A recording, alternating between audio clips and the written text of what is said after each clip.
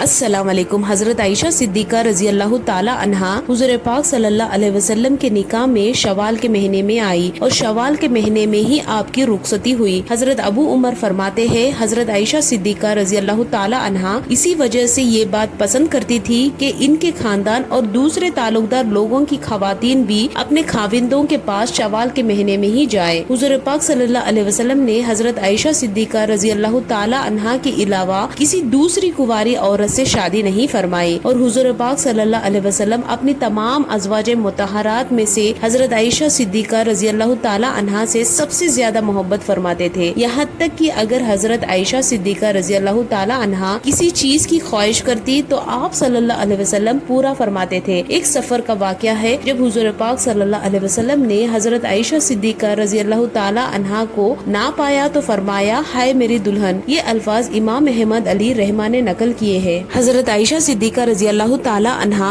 فقہ کی بہت بڑی عالمہ اور فصاحت کی دولت سے مالا مال تھی۔ حضرت عائشہ صدیقہ رضی اللہ تعالی عنہا نے رسول اللہ صلی اللہ علیہ وسلم سے باکثرت حدیث روایت کی ہے۔ حضرت عائشہ صدیقہ رضی اللہ تعالی عنہا عرب کی تاریخ اور اشعار کی بہت بڑی عالمہ تھی۔ یہی وجہ ہے کہ صحابہ اکرام اور تابعین کی بہت بڑی جماعت نے حضرت عائشہ صدیقہ رضی اللہ تعالی عنہا سے حدیث روایت کی ہے۔ نبی کریم صلی اللہ علیہ وسلم نے حضرت عائشہ صدیقہ رضی اللہ تعالی عنہا کے لیے 2 راتیں مقرر فرما رکھی تھی، ایک ان کی اپنی اور ایک حضرت سعودہ رضی اللہ تعالی عنہا کی، کیونکہ وہ بوڑھی ہو گئی تھی اور انہوں نے اپنی باری بھی حضرت عائشہ کو دے دی تھی۔ یعنی حضرت عائشہ حضرت خدیجہ الکبریٰ رضی اللہ تعالی عنہا کے بعد ازواج میں سے خوش قسمت ترین ہے کہ جنہوں نے اللہ کے نبی کے ساتھ اتنی زیادہ قربت نصیب فرمائی۔ حضرت عائشہ حضور کے رفاقت میں تقریباً 8 سال اور 5 مہینے رہی، لیکن اس تمام عرصے میں حضرت عائشہ کو کوئی اولاد نہیں ہوئی۔ جب نبی کریم صلی اللہ علیہ وسلم کے صاحبزادے جناب حضرت ابراہیم رضی اللہ تعالی عنہ کی حضرت ماریہ رضی اللہ تعالی عنہا کے بدن سے پیدائش ہوئی تو حضور کی باقی تمام بیویاں رشک کرنے لگی اور انہیں یہ بات ناگوار گزری۔ حضرت ابو جعفر سے روایت ہے کہ رسول اللہ صلی اللہ علیہ وسلم کچھ دنوں تک حضرت ماریہ کے پاس نہیں گئے، کیونکہ آپ صلی اللہ علیہ وسلم کی باقی ازواج پر وہ گرہا گزرتی تھی اور ان پر رشک کرتی تھی، مگر ان سب میں سب سے زیادہ رشک حضرت عائشہ کو تھا، کیونکہ وہ بے اولاد تھی اور انہیں بھی اولاد کی خواہش تھی۔ حضرت عائشہ رضی اللہ تعالی عنہا فرماتی ہے کہ جب حضرت ابراہیم پیدا ہوئے تو رسول اللہ صلی اللہ علیہ وسلم ان کو لے کر میرے پاس آئے اور فرمایا اے عائشہ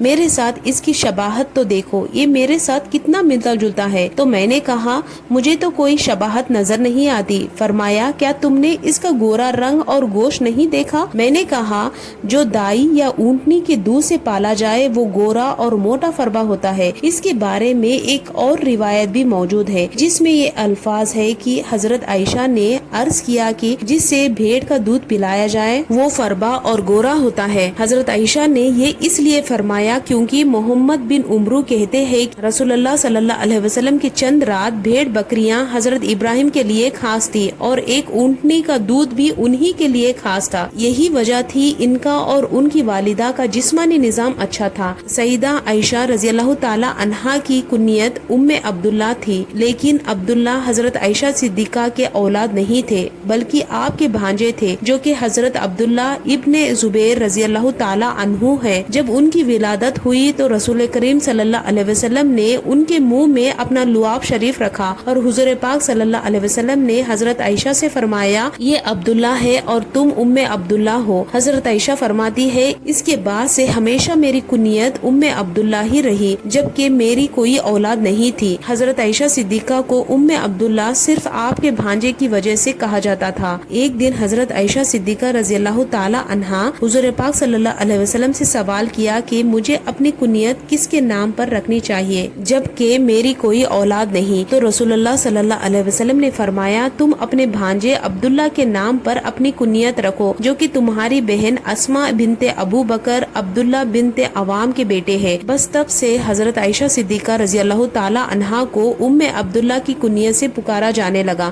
دعا ہے کہ اللہ سبحانہ تعالیٰ دین اسلام کو پھیلانے کی ہماری اس کوشش کو قبول فرمائے اور اس سے ہمارے لیے اجر عظیم اور صدقہ جاریہ بنائے، آمین یا رب العالمین۔ اس واقعے کو لائک کرے اور ویڈیو کو شیئر بھی ضرور کیجیے گا۔ ملتے ہیں کسی اور اچھے واقعے کے ساتھ، تب تک کے لیے السلام علیکم۔